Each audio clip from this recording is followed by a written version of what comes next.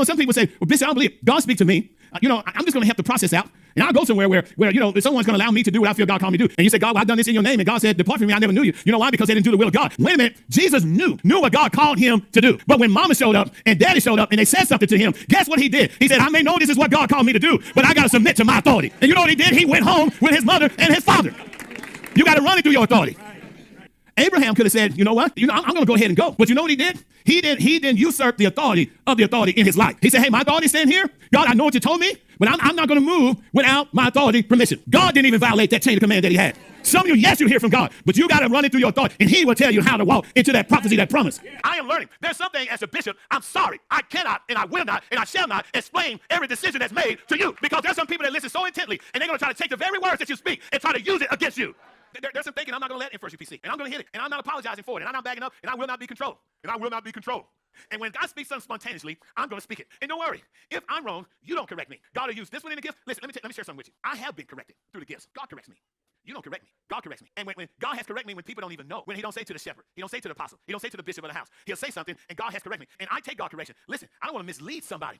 But when you take a step and you want to correct, I'm telling you, I felt something. I'm frustrated. And God was frustrated. I'm hated on every side. People that left the church, they hate me. I can't hate them, but I strongly dislike them. People, because they feel like we won't be a part, we won't bow down and do what they tell us to do. I got people that I came up under their ministry when I first came in. When I tell them the truth, they get mad at me. And I was reading, but I was just heavy, just sad. And the Lord let me feel the voices of the people talking about me. They was just saying all type of things. And they kept on going through my mind, they're talking about you. They are running you down. But they don't want my voice to be heard. And so the enemy think when I'm hearing all of this, he want me to back up and to sit down and to be quiet. I'm finna get in trouble. The same thing they're trying to do to Donald Trump. I'm going to say it, that they was gathering information on me. And they're gathering at headquarters. I am going to say it. And they're taking it to the chief person up there. Let me say this. I don't care. And they said that church is about to fall. And they're going to come in and take the church. Oh, yeah. And so they are sealing it because the authority that they got from the head. And they set a watch. But so they did with Jesus. I'm going to say it. I don't care what authority. That authority don't override God. And they cannot stop it. By the organization, we have lifted that place in a place of the voice of God. Yeah, just like the dope. The who?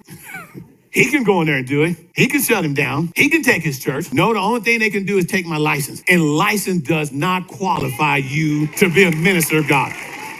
They want to squeeze me. I had a thought yesterday, Bishop. You were saying some things I had no idea were happening. And you said they can't take this church. And I thought if they did, we'd all go with you. Wherever you go, we're following you just like sheep. So they think they're going to take the building and then they can't take the church because we are the church. So no matter what, wherever our shepherd go, we go. So it's not even possible for you to take this church. There's a cup I have to drink because I'm not going to compromise. I'm not going to follow man's structure. I'm only going to follow God's structure. And they can crucify me. They can talk about me. They can talk about this church. They can talk about the right hand. They can talk about the prophet, the prophetess. They can talk about the handmaiden, the pastoral staff. They can talk about us all they want. That's just part of the price.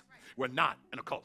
You have your leadership here, self, the pastoral staff, Josh's team. The Lord showed me something today, gave me words that some people have said. We're going to look for a word. And there's people say, well, we're in truth too. We don't do that, what y'all do over there. We got a little bit more, we just don't live that way. Those people are not a messenger in your life. And we have people that just swallow hook, line, and sinker. What are you doing? I'm trying to make sure the flock is protected. And you don't listen to any other voice other than the voice of God and the authority that God has put in your life.